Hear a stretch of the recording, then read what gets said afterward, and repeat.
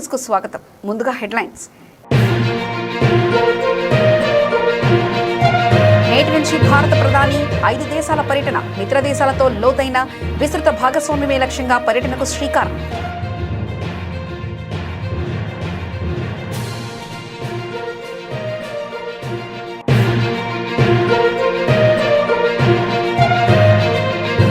వచ్చే ఏడాది నుంచి ఆన్లైన్లోనే నీట్ యూజీ కీలక ప్రకటన చేసిన కేంద్ర మంత్రి ధర్మేంద్ర ప్రధాన్.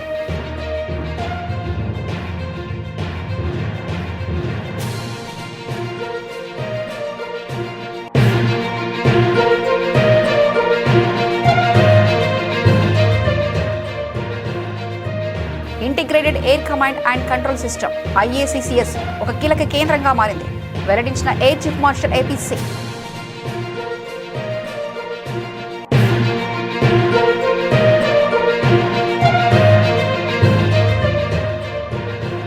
ఇంధన ధరల పెంపును రాజకీయంగా వాడుకుంటున్నారు. విపక్షాలపై కేంద్ర మంత్రి కిషన్ రెడ్డి ఫైర్.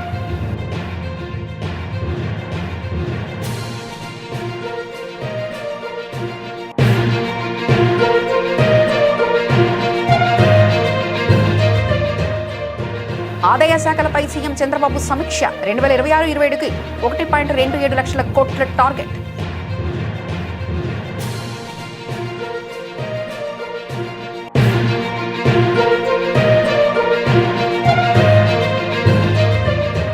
హైదరాబాద్లోని ట్రిమ్స్ ను పరిశీలించిన మాజీ మంత్రి కేటీఆర్ ప్రజలకు ప్రపంచ స్థాయి వైద్యం అందించాలనే లక్ష్యంతో టీమ్స్ ఏర్పాటు చేసినట్లు వెల్లడి.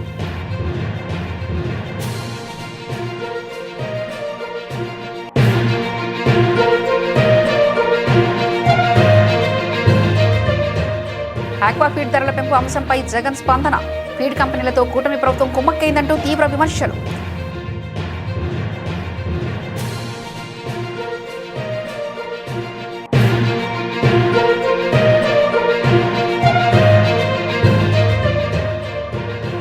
వ్యాపారవేత్త రామ్దేవరావు అధ్యక్షతన టాడీ మ్యూజిక్ ఫెస్టివల్ పోస్టర్ ఆవిష్కరణ. హాజరైన మంత్రి పొన్నం ప్రభాకర్, మాజీ మంత్రి శ్రీనివాస్ గౌడ్.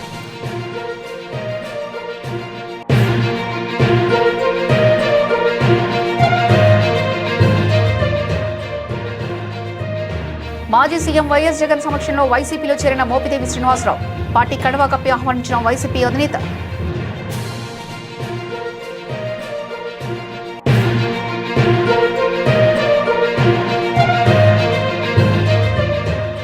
కూటమి ప్రభుత్వంపై MVS నాగిరెడ్డి సంచలన వ్యాఖ్యలు. రైతును అడ్డవిరుస్తున్న ప్రభుత్వం, ఫీడ్ కంపెనీల లాలుచి అంటూ ధ్వజం.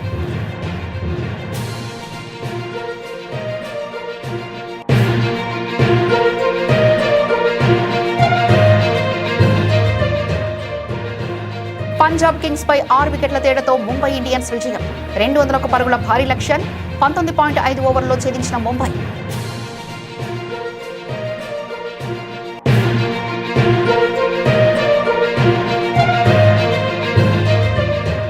పెట్రోల్ డీజిల్ ధరలు పెరిగినప్పటికీ లాభాలతో ప్రారంభమైన స్టాక్ మార్కెట్. IT షేర్ల అండతో సానుకూలంగా ట్రెండ్ అయిన సెన్సెక్స్ నిఫ్టీ.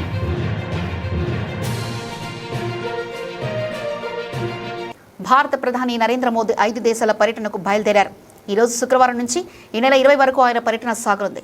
పర్యటనలో భాగంగా UAE, Netherlands, Sweden, Norway, Italy దేశాలతో మోదీ పర్యటించనున్నారు.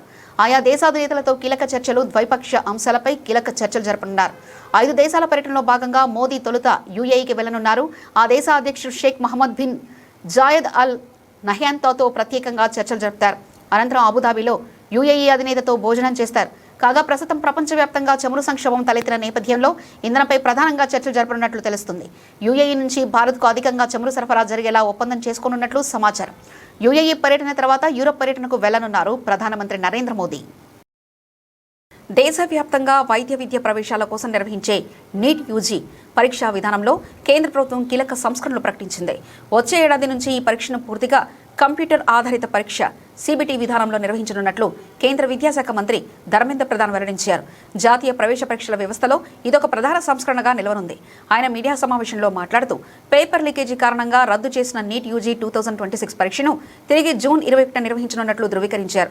దీనికి సంబంధించిన అడ్మిట్ కార్డులను జూన్ 14 నాటికి జారీ చేస్తామని తెలిపారు. మే 3న పరీక్ష నిర్వహించగా మే 7న గెస్ట్ పేపర్ గురించి ఆందోళనలు వ్యక్తమయ్యాయి. కొద్ది రోజుల్లోనే పేపర్ లీక్ అయినట్లు అధికారులు నిర్ధారించారని ఆయన వివరించారు.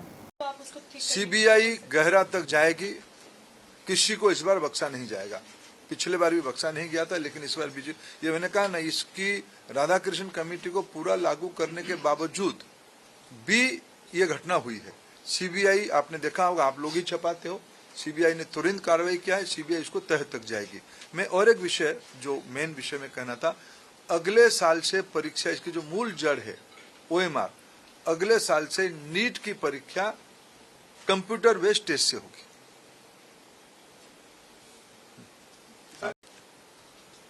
पिछले बार भी जब परीक्षा हुई, अनेक राज्यों ने अपने राज्य के विद्यार्थियों को परिवहन की व्यवस्था किया था, अनेक राज्यों ने किया था, अनेक राज्य नहीं किए थे, अनेक राज्य किए थे।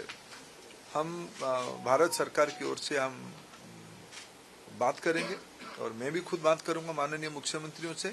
इस बार नीट की परीक्षा के समय में विद्यार्थियों को आवागमन में और कितना कम बोझिला करना पड़े, उसकी दायित्व हम लेंगे।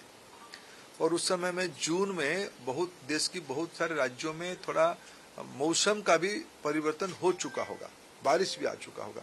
इसको भी एनटीए फैक्टर इन कर रहा है अपने योजना में। इसको कैसे हम लोग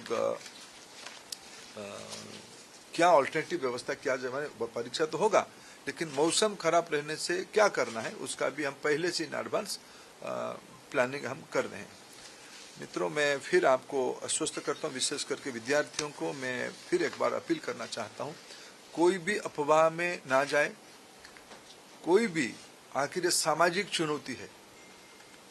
राधाकृष्ण कमेटी को पूरा पालन करने के उपरांत भी उस कमांड चेन में कहीं ना कहीं ब्रीच हुई है, इसको हम स्वीकार करते हैं। इसकी सुधारने की जिम्मेवारी हम लेते हैं, बिल्कुल सुधारने का हम जिम्मेवारी। సమన్వయం ఉండడం వల్లనే ఆపరేషన్ సింధూర్ సమయంలో తాము చాలా వరకు బాగా రాణించగలిగామని air chief marshal AP Singh తెలిపారు. ఢిల్లీలో జరిగిన CAPSS IMR సంయుక్త సెమినార్లో పాల్గొని ఆయన ప్రసంగించారు. Integrated air command and control system IACCS ఒక కీలక కేంద్రంగా మారిందని, అది లేకుండా ఆపరేషన్ సింధూర్ సాధ్యమయ్యేది కాదని ఆయన పేర్కొన్నారు. We also talked about the debate between manned and unmanned. I am in full agreement with what Dikshit said. The time is for collaboration. It is, the future is manned and unmanned teaming, using both the options together. You can't take man out of the loop. You may not have man in the loop, maybe have man on the loop, but it cannot be out of the loop totally. I don't think in near future, in next decade or so, I don't think so. We are in that stage. Another part which I want to, of course, if it was only counter UAS systems or sorry, I am using this wrong term, UAS systems only, unmanned, if we were to progress towards that side, then all the other design houses, they won't be spending money, time, energy towards their 6th gen fighter and future fighter programs. Manned, all of them are manned. Petrol diesel ధరల పెంపును అధికార కాంగ్రెస్ ప్రతిపక్ష BRS పార్టీలు రాజకీయంగా వాడుకుంటున్నాయని కేంద్ర బొగ్గు గనుల శాఖ మంత్రి జి కిషన్ రెడ్డి మండిపడ్డారు. ఈ రెండు పార్టీలకు పని పాట లేదని, అందువలనే ఈ తరహా ఆరోపణలు చేస్తున్నాయంటూ ఆయన ఆగ్రహం వ్యక్తం చేశారు. దయచేసి ఆయా పార్టీల నేతల మాటలు విని మోసపోవద్దంటూ ప్రజలకు ఆయన స్పష్టం చేశారు. శుక్రవారం హైదరాబాద్లో పెట్రోల్ డీజిల్ ధరల పెంపుపై కేంద్ర మంత్రి కిషన్ రెడ్డి స్పందించారు. దేశవ్యాప్తంగా పెట్రోల్ ధరలు పెరిగాయన్నారు. ఈ పెంచిన ధరలు శుక్రవారం ఉదయం నుంచి అమల్లోకి వచ్చాయని తెలిపారు. అమెరికా, ఇరాన్ యుద్ధ ప్రభావంతోనే పెట్రోల్ డీజిల్ ధరల పెంపు అనివార్యమైందని ఆయన పేర్కొన్నారు. ఈరోజు అమెరికా లాంటి దేశం 40% ధరలు పెరిగాయి. ఈరోజు జర్మనీ, జపాన్ లాంటి దేశం 40% పెట్రోల్ ఉత్పత్తులు పెరిగాయి. పెరగనటువంటి దేశం ఏదైనా ఉంటే మన దేశం ఒకటే ఉండింది. అది కూడా ఈరోజు తప్పనిసరి పరిస్థితుల్లో పెంచాల్సిన పరిస్థితి వచ్చింది. అంతే తప్ప ఏదో కేంద్ర ప్రభుత్వ రెవెన్యూ కోసమో లేకపోతే దేనికోసమో కాదు. ఇది ప్రజల డబ్బును రక్షించేటువంటి ప్రయత్నంలో భాగంగానే ఈరోజు భారం ఏదైతే పడతా ఉందో, ప్రభుత్వానికి సంబంధించి పేద ప్రజలకు ఈరోజు 5 కేజీల బియ్యం ఇస్తా ఉన్నాం. ఈరోజు జాతీయ రహదారులు నిర్మాణం చేస్తూ ఉన్నాం. ఆసుపత్రులు అభివృద్ధి చేస్తూ ఉన్నాం. ఈరోజు రైతులకు ప్రతి నెల రైతుల అకౌంట్లో, ప్రతి 4 నెలలకు ఒకసారి రైతుల అకౌంట్లో మోడీ గారు డబ్బులు వేస్తూ ఉన్నారు. అనేక రకాల మౌలిక వసతులు కల్పిస్తూ ఉన్నాం. ఇవన్నీ జరగాలి అంటే ప్రభుత్వం వస్తున్నటువంటి రెవెన్యూ లేకపోతే, ప్రభుత్వం వస్తున్నటువంటి ఆదాయం కోత పడితే ఏ సంక్షేమ కార్యక్రమం కూడా అమలు చేయాలి. కాబట్టే ఈరోజు తప్పనిసరి పరిస్థితుల్లో నరేంద్ర మోడీ గారి ప్రభుత్వము ఈ చర్య తీసుకున్నది. ఇది దేశంలో జరిగినటువంటి సంఘటన కాదు, ప్రపంచవ్యాప్తంగా ఉన్నటువంటి అన్ని దేశాలు ప్రపంచవ్యాప్తంగా ఉన్నటువంటి అన్ని వర్గాల ప్రజలు దీని మీద ఎఫెక్ట్ అయ్యారు. కాబట్టి ఈరోజు రాజకీయ పార్టీలు కొన్ని రెచ్చగొట్టేటువంటి ప్రయత్నం చేస్తూ ఉన్నారు, కొంతమంది తప్పుడు ప్రచారం చేసేటువంటి ప్రయత్నం చేస్తూ ఉన్నారు. కాబట్టి దీన్ని అర్థం చేసుకోవాల్సిందిగా, ఎందుకంటే ఇప్పటివరకు చూసాం, ఎందుకంటే గతంలో చూస్తున్నాం, అగ్రిమెంట్ అయిపోయింది, యుద్ధం ఆగిపోతూ ఉంది, మరి పెట్రోల్ ఉత్పత్తులు ట్రాన్స్పోర్ట్ పెరుగుతూ ఉంది, ఏ రకమైన ఇబ్బంది లేదు అనే విధంగా మాట్లాడుతూ ఉన్నాం. కానీ అది చూస్తున్న కొద్దిగా నెలలు గడుస్తున్నా కూడా సమస్య పరిష్కారం కావడం లేదు. పెట్రోలియం క్రూడాయిల్ తీసుకొచ్చేటువంటి షిప్లు ఏవైతున్నాయో అవి పూర్తి స్థాయిలో మన దేశానికి రావడం లేదు. కాబట్టి తప్పనిసరి పరిస్థితుల్లో నరేంద్ర మోడీ గారు విషయం చెప్పారు, ఫారెన్ ఎక్స్చేంజ్ సేవ్ చేయాలి, విదేశీ మార్గద్రవ్యం చాలా పెద్ద ఎత్తున 2 సెక్టార్లో మనము 3 సెక్టార్లో, ఒకటి ఎరువుల మీద చాలా పెద్ద ఎత్తున ఈరోజు లక్షల కోట్ల రూపాయలు మనం ప్రతి సంవత్సరం విదేశాలకు చెల్లిస్తాము. రెండోది ఈరోజు పెట్రోల్ మీద విదేశీ మార్గద్రవ్యం చాలా పెద్ద ఎత్తున లక్షల కోట్ల రూపాయలు చెల్లిస్తాము. మూడోది బంగారం దిగుమతి కోసం, ఎందుకంటే బంగారం మన దేశంలో తయారు కాదు, ఇతర దేశాల నుంచి దిగుమతి చేసుకుంటాము. ఈ 3 పెట్రోలియము, ఫెర్టిలైజరు, బంగారము 3 చాలా పెద్ద ఎత్తున మన దేశానికి దిగుమతి చేసుకోవడంతో విదేశీ మార్గద్రవ్యం చెల్లిస్తాము. దాని కారణంగా అప్పులు చేయాల్సి వస్తుంది. దాని కారణంగా మన ఇండియన్ కరెన్సీ యొక్క విలువ, రూపాయి విలువ పతనం అవుతా ఉంది. కాబట్టి దీన్ని దృష్టి పెట్టుకునే ప్రధానమంత్రి గారు ఒక మాట చెప్పారు, అవసరమైనప్పుడే బంగారం కొనండి, మీ ఇంట్లో పెళ్ళి అవుతుంది కొనుక్కోండి, తప్పలేదు, మీ ఇంట్లో శుభకారం అవుతుంది కొనుక్కోను, అదనంగా అనవసరంగా కొనకండి, తాత్కాలికంగా అని ఒకటి చెప్పారు. రెండోది పెట్రోలియం ఏదైతున్నదో, పెట్రోల్ కానీ డీజిల్ కానీ అవసరం ఉన్నంత వాడండి, అవసరం లేకపోతే అనవసరంగా దుబారా ఖర్చు చేయొద్దు. ఎంత వీలైతే అంత దేశం కోసం, దేశ భవిష్యత్తు కోసం, దేశ ఆర్థిక వ్యవస్థ రక్షించడం కోసం, మన ఇండియన్ కరెన్సీ రూపాయి పతనం కాకుండా చూసుకోవడం కోసం పెట్రోల్ అవసరమైతేనే వాడండి అని చెప్పారు.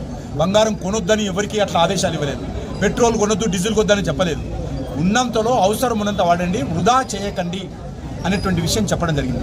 ఆంధ్రప్రదేశ్ ప్రభుత్వానికి ఆదాయం సమకూర్చే కీలక శాఖల పనితీరుపై ముఖ్యమంత్రి చంద్రబాబు నాయుడు అమరావతి సచివాలయంలో ఉన్నత స్థాయి సమీక్ష నిర్వహించారు.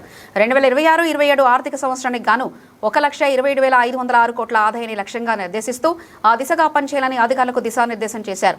ఈ సమావేశంలో శాఖల వారీగా ప్రభుత్వానికి సమకూరుతున్న ఆదాయంపై అధికారులు ముఖ్యమంత్రికి వివరాలు అందించారు. రాష్ట్ర సొంత ఆదాయం స్టేట్ ఓన్ రెవెన్యూస్ 2024-25 ఆర్థిక సంవత్సరంలో 1,04,345 కోట్లుగా ఉండగా 2025-26 నాటికి అది 1,10,643 కోట్లకు చేరినట్లు తెలిపారు. తద్వారా గత ఏడాదితో పోలిస్తే 6% వృద్ధి నమోదైనట్లుగా వివరించారు. 2025-26 ఆర్థిక సంవత్సరం జీఎస్టీ ద్వారా 33,679 కోట్లు, గనుల శాఖ నుంచి 10,300 కోట్లు, స్టాంపులు రిజిస్ట్రేషన్ ద్వారా 11,047 కోట్ల ఆదాయం వచ్చిందని పేర్కొన్నారు. హైదరాబాద్ నగర ప్రజలకు ప్రపంచ స్థాయి వైద్యం అందించాలనే లక్ష్యంతో నాడు బీఆర్ఎస్ హయాంలో కేసీఆర్ టిమ్స్ హాస్పిటల్ను ఏర్పాటు చేశారని బీఆర్ఎస్ వర్కింగ్ ప్రెసిడెంట్ కేటీఆర్ తెలిపారు.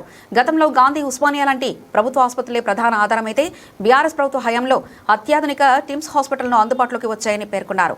హైదరాబాద్ ఎర్రగడ్డలోని టిమ్స్ ఆసుపత్రి పనులను శుక్రవారం ఉదయం కేటీఆర్ పరిశీలించారు. అనంతరం ఆయన మీడియాతో మాట్లాడుతూ హైదరాబాద్లోని ఎయిమ్స్ స్థాయికి వైద్యం అందించేలా టిమ్స్ను ఆలోచించి రూపకల్పన చేశామని తెలిపారు. సనత్నగర్ టిమ్స్ కోసం 22 ఎకరాల విస్తీర్ణాన్ని వినియోగించామని పేర్కొన్నారు. అత్యాధునిక టెక్నాలజీ, ఇంటర్నేషనల్ స్టాండర్డ్స్ తో హాస్పిటల్ నిర్మాణం చేపట్టామని వెల్లడించారు.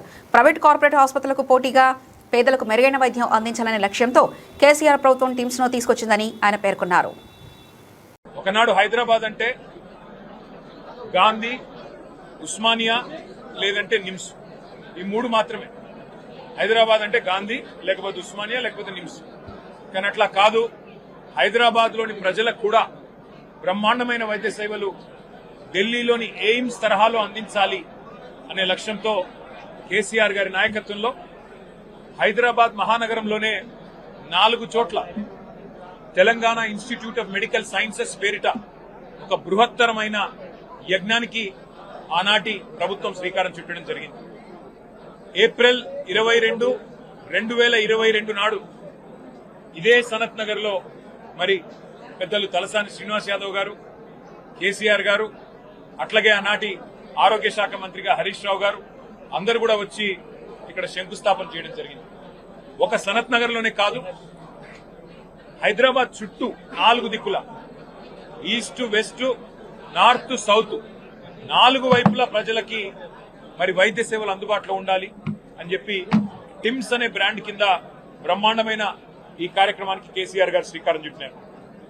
65 ఏళ్లు స్వాతంత్రం వచ్చిన తర్వాత 3 దవాఖానాలు హైదరాబాద్ లో, గాంధీ, నిమ్స్, ఉస్మానియా. కానీ కేసీఆర్ గారు కేవలం తన ప్రభుత్వం 9.5 ఏళ్లుంటే అందులో జిల్లాకు ఒక మెడికల్ కాలేజ్ కట్టారు. ప్రతి జిల్లాలో సూపర్ స్పెషాలిటీ హాస్పిటల్ 500 పడకలతో ఆసుపత్రి నిర్మాణం చేశారు. హైదరాబాద్ లో కూడా మరి 4 టిమ్స్ హాస్పిటళ్లు మంజూరు చేసిన ఘనత కూడా కేసీఆర్ గారికి దక్కుతుంది. ఇవాళ చాలా సంతోషంగా ఉంది. ఈ టిమ్స్ సనత్ నగర్ ఓపీ సేవలు ప్రారంభమైనాయంటే మా సూపరింటెండెంట్ గారిని అడిగి మరి మేము కూడా చూస్తాము ఎట్లా జరుగుతా ఉంది. ఇది మా నాయకుడి విజన్, మా నాయకుడి కళ. హైదరాబాద్ లో మెరుగైన వైద్య సేవలు అందించాలనేది 350 బస్తీ దవాఖానాలు పెట్టాము, ప్రైమరీ డిస్పెన్సరీ కేంద్రాలు. అట్లాగే అద్భుతమైన సేవలు అందించడానికి టిమ్స్ పెట్టాము. ఎట్లా పనిచేస్తున్నాయో చూడడానికి వస్తామంటే వారు చాలా విశాల హృదయంతో మమ్మల్ని అందరిని ఆహ్వానించినందుకు వారికి కూడా ధన్యవాదాలు. ఆంధ్రప్రదేశ్లో ఆక్వాఫీడ్ ధరల పెంపు అంశంపై రాజకీయ దుమారం రేగుతుంది. ఈ విషయంలో ముఖ్యమంత్రి చంద్రబాబు, టీడీపీ కూటమి ప్రభుత్వంపై వైసీపీ అధినేత మాజీ సీఎం జగన్ తీవ్రస్థాయిలో విమర్శలు గుప్పించారు. ఫీడ్ కంపెనీలతో ప్రభుత్వం కుమ్మక్కై కమిషన్ల కోసం ఆక్వా రైతులను దారుణంగా దోచుకుంటుందంటూ ఆయన సంచలన ఆరోపణలు చేశారు. పెంచిన ధరలను తక్షణమే పూర్తిగా ఉపసంహరించుకోవాలని, లేని పక్షంలో రైతులతో కలిసి రాష్ట్ర వ్యాప్తంగా ఆందోళన చేపడతామని జగన్ హెచ్చరించారు. చంద్రబాబు అధికారంలోకి వచ్చిన నాటి నుంచి రాష్ట్రంలో అన్ని వర్గాల ప్రజలతో పాటు ఆక్వా రైతులు కూడా తీవ్రంగా నష్టపోయారని జగన్ విమర్శించారు. మీ పరిపాలనలో దోపిడీకి ఏ రంగం మినహాయింపు కాదు. చివరకు ఆక్వాఫీడ్ ధరల విషయంలో కంపెనీలతో కుమ్మక్కై ఆక్వా రైతులను కూడా దోచుకుంటున్నారని ఆయన ధ్వజమెత్తారు. ఫీడ్ కంపెనీల యాజమాన్యాలు టీడీపీ సానుభూతి పనులని, కమిషన్ల కోసం వారితో చంద్రబాబు లాలూచీ పడ్డారని, అందుకే వారు అడ్డగోలుగా ధరలు పెంచుతున్నా ప్రభుత్వం మౌనంగా ఉందంటూ ఆయన ఆరోపించారు.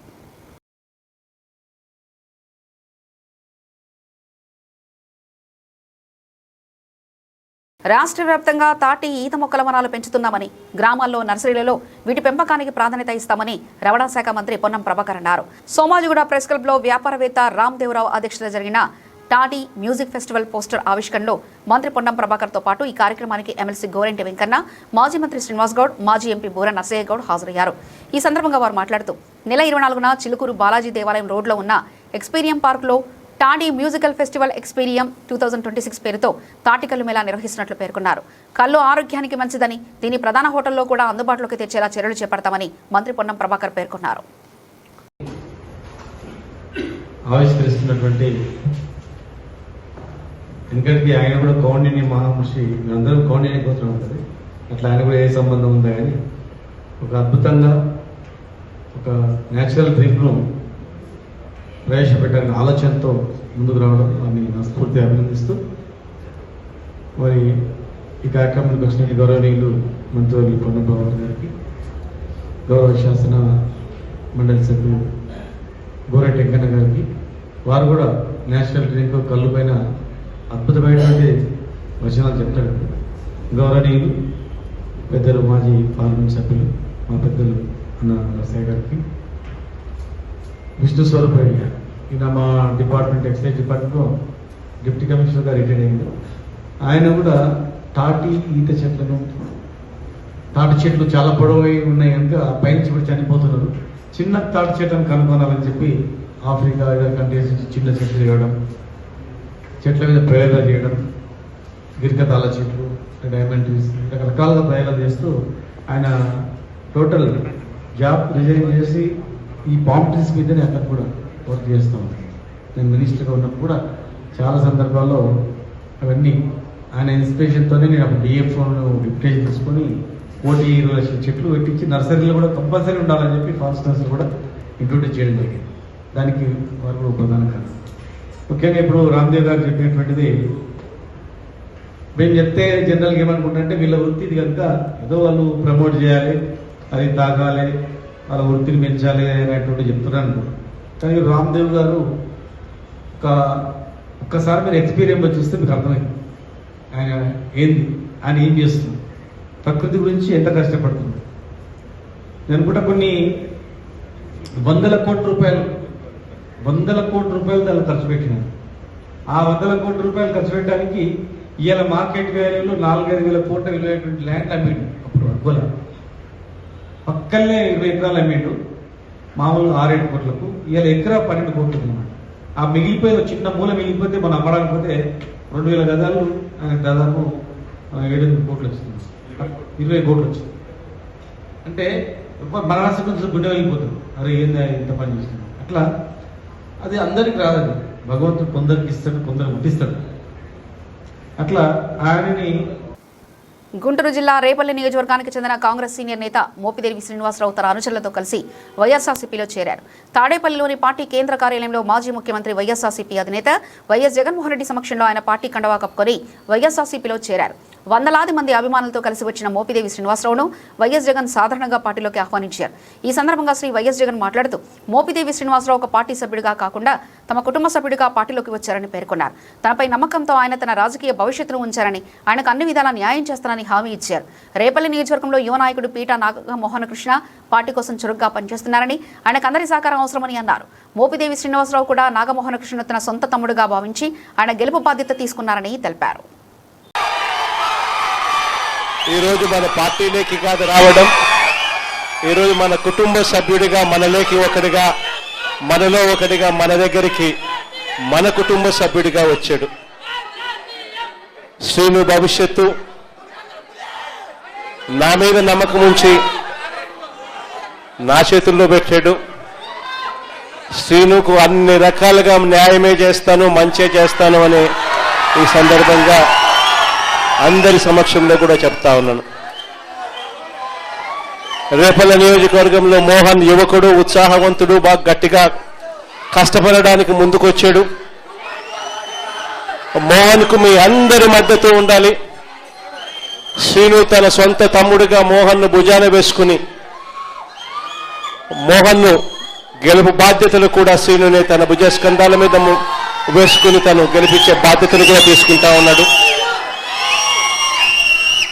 శ్రీను చేసే ఈ మంచిని జగన్ ఎన్నటికీ మనవడు. మనం అధికారంలోకి వచ్చిన తర్వాత శ్రీనును సంతోషపడే విధంగా అదే చట్టసభలో పక్కనే కుర్చీ వేసుకొని మళ్ళీ కూర్చోబెట్టే కార్యక్రమం జగన్ చేస్తాడని కూడా ఈ సందర్భంగా చెప్తా ఉన్నాడు.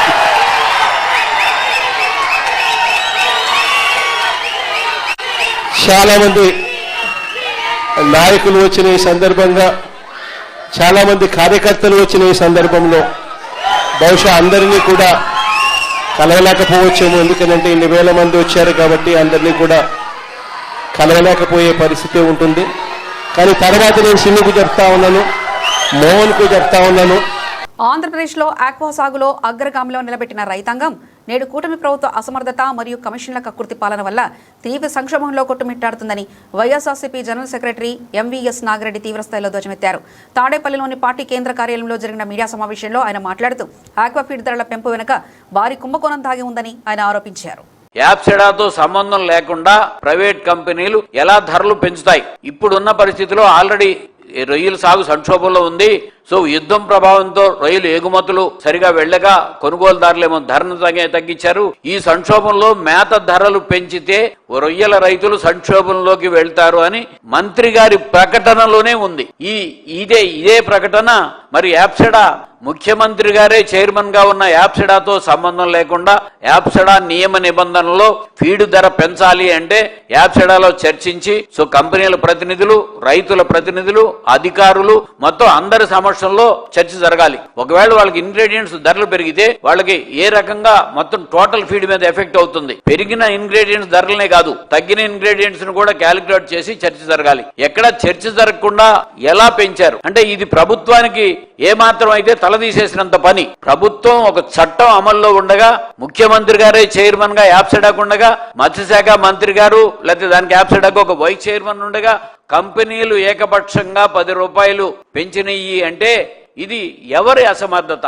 సో దాని సరే ఒక్కసారే రైతులు తీవ్ర ఆందోళనకు గురవుతూ రోడ్డు మీద ఎక్కారు. అలాగే ఫీడ్ బ్యాగుల్ని తగలబెట్టారు. దాని మీద రెస్పాండ్ అవుతూ నిన్న యాప్సెడా మీటింగ్ పెడుతున్నామని చెప్పి జూమ్ మీటింగ్ పెట్టారు. 15వ తారీఖు వరకు ఈ పెంచిన ధరలని సస్పెండ్ చేశాము, అమల్లో చేయట్లేదు అని చెప్పి ప్రకటన ఇచ్చారు. కానీ వెంటనే ఇది మాత్రమే పత్రికలకి, అన్ని పత్రికలకే వచ్చింది. ఇదిగో ఈవెన్ సాక్షిలో కూడా వెనక్కి తగ్గిన ఫీడ్ కంపెనీలు అనే మేము ఈ పెంచిన ధరలని నిలుపుదల చేయడాన్ని మేము డిఫర్ అవుతున్నాము అని చెప్పి ఇమీడియట్ గా స్పెషల్ చీఫ్ సెక్రటరీ. ధర్మశాల వేదికగా జరిగిన ఐపీఎల్ మ్యాచ్ లో ముంబై ఇండియన్స్ అద్భుత విజయాన్ని నమోదు చేసింది. పంజాబ్ కింగ్స్ తో జరిగిన ఉత్కంఠభరిత పోరులో 6 వికెట్ల తేడాతో గెలుపొందింది. 201 పరుగుల భారీ లక్ష్యాన్ని ఆఖరి చివర్లో ఛేదించింది. యోబాటర్ తిలక్ వర్మ 75, అజయ్ అర్ధశతకంతో జట్టు విజయంలో కీలక పాత్ర పోషించగా బౌలింగ్లో శార్దుల్ ఠాకూర్ 4 వికెట్లతో సత్తా చాటారు. టాస్ గెలిచి బౌలింగ్ ఎంచుకున్న ముంబై ముందు పంజాబ్ 201 పరుగుల భారీ లక్ష్యాన్ని నిర్దేశించింది.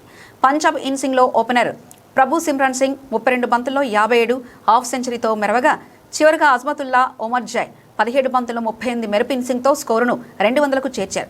ముంబై బౌలర్లో శార్దుల్ ఠాకూర్ 39 పరుగులిచ్చి 4 కీలక వికెట్లు పడగొట్టి పంజాబ్ జోరుకు అడ్డుకట్ట వేశారు. భారీ లక్ష్య ఛేదనలో ముంబైకి ఓపెనర్ రియాన్ రికిల్టర్ 23 బంతుల్లో 48 అదిరిపోయే ఆరంభాన్నిచ్చాడు. మధ్యలో స్వల్ప వ్యవధిలో వికెట్లు కోల్పోయి ఒత్తిడిలో పడినప్పటికీ క్రీజులో వచ్చిన తిలక్ వర్మ మ్యాచ్ స్వరూపాన్ని మార్చేశారు. కేవలం 33 బంతుల్లో 6 ఫోర్లు 6 సిక్సర్లతో 75 పరుగులు చేసి అజేయంగా నిలిచాడు. అతనికి విల్ జాక్స్ 10 బంతుల్లో 25 చక్కటి సహకారం అందించడంతో ముంబై మరో బంతు మిగిలి ఉండగానే విజయాన్ని అందుకుంది.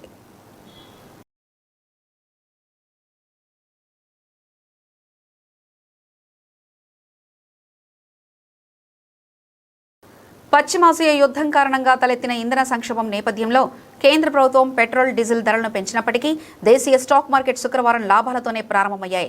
ఐటీ షేర్ల నుంచి లభించిన మద్దతుతో సూచీలు సానుకూలంగా కదిలాయి. ఉదయం 9:34 సమయానికి బీఎస్ఈ సెన్సెక్స్ 292.55 పాయింట్లు లాభపడి 75,691.27 వద్ద, ఎన్ఎస్ఈ నిఫ్టీ 23.70 పాయింట్లు పెరిగి 23,773.30 వద్ద ట్రేడ్ అయ్యాయి. ప్రస్తుతం పెట్రోల్, డీజిల్పై లీటర్కు 3 చొప్పున, సిఎన్జీపై కేజీకి 2 చొప్పున ధరలు పెంచింది. ఈ నిర్ణయం మార్కెట్ సెంటిమెంట్పై తక్షణ ప్రతికూల ప్రభావం చూపకపోవడం గమనార్హం. దశలవారీగా చిన్న పెంపుదల ద్వారా ద్రవ్యోల్బణాన్ని నియంత్రించేందుకు ప్రభుత్వం సురక్షితంగా వ్యవహరిస్తుందని, ఇదొక మంచి పరిణామమని Geojit financial services chief investment strategist doctor VK Vijay Kumar విశ్లేషించారు. గురువారం సెన్సెక్స్ 789 పాయింట్లు పెరగడానికి ప్రధాన కారణం షార్ట్ కవరింగేనని విజయ్ కుమార్ తెలిపారు. విదేశీ సంస్థాగత మదుపరులు ఎఫ్ఐఐలు భారీగా షార్ట్ పొజిషన్లో ఉన్నారని, రూపాయిని బలపరిచేందుకు, ఆర్థిక వ్యవస్థలో మూలధనాన్ని ఆకర్షించేందుకు ప్రభుత్వం చర్యలు తీసుకుంటుందనే ఊహాగానాలు కూడా మార్కెట్లో ఉన్నాయని ఆయన పేర్కొన్నారు. బులెటిన్ ముగించే ముందు హెడ్లైన్స్ మరోసారి చూద్దాం. నేటి నుంచి భారత ప్రధాని 5 దేశాల పర్యటన, మిత్ర దేశాలతో లోతైన విస్తృత భాగస్వామ్యమే లక్ష్యంగా పర్యటనకు శ్రీకారం.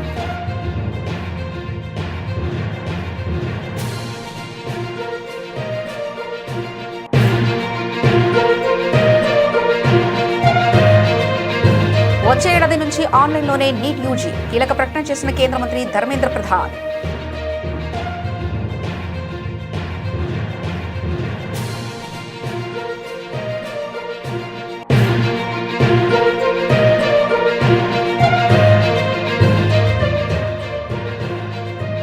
Integrated air command and control system IACCS ఒక కీలక కేంద్రంగా మారింది, వెల్లడించిన air chief martial AP Singh.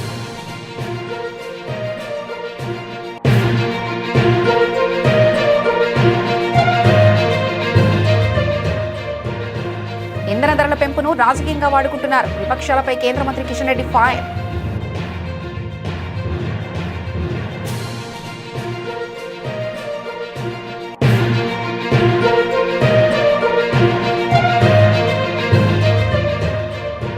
ఆదాయ శాఖలపై సీఎం చంద్రబాబు సమీక్ష, 2026-27కి 1.27 లక్షల కోట్ల టార్గెట్.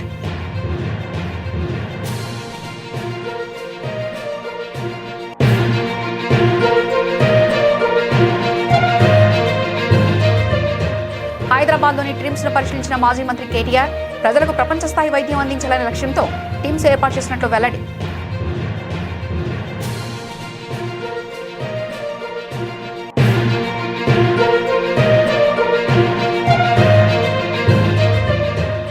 ఆక్వా ఫీడ్ ధరల పెంపు అంశంపై జగన్ స్పందన, ఫీడ్ కంపెనీలతో కూటమి ప్రభుత్వం కుమ్మక్కైందంటూ తీవ్ర విమర్శలు.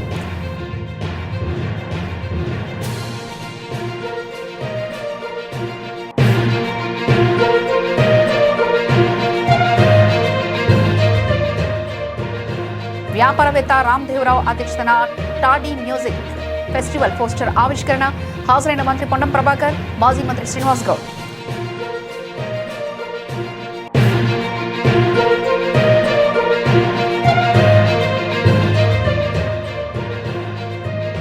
మాజీ సీఎం వైఎస్ జగన్ సమక్షంలో వైసీపీలో చేరిన మోపిదేవి శ్రీనివాసరావు, పార్టీ కడవా కప్పి ఆహ్వానించిన వైసీపీ అధినేత.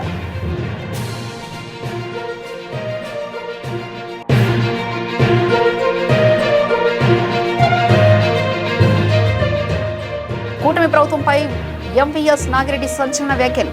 రైతును అడ్డవిరుస్తున్న ప్రభుత్వం, ఫీడ్ కంపెనీల లాలుచి అంటూ ధ్వజం.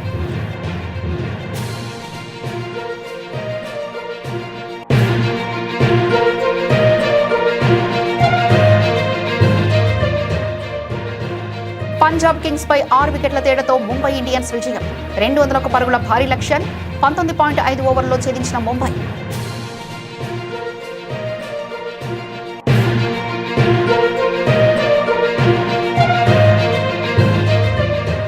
పెట్రోల్, డీజిల్ ధరలు పెరిగినప్పటికీ లాభాలతో ప్రారంభమైన స్టాక్ మార్కెట్, ఐటీ షేర్ల అండతో సానుకూలంగా ట్రెండ్ అయిన సెన్సెక్స్, నిఫ్టీ.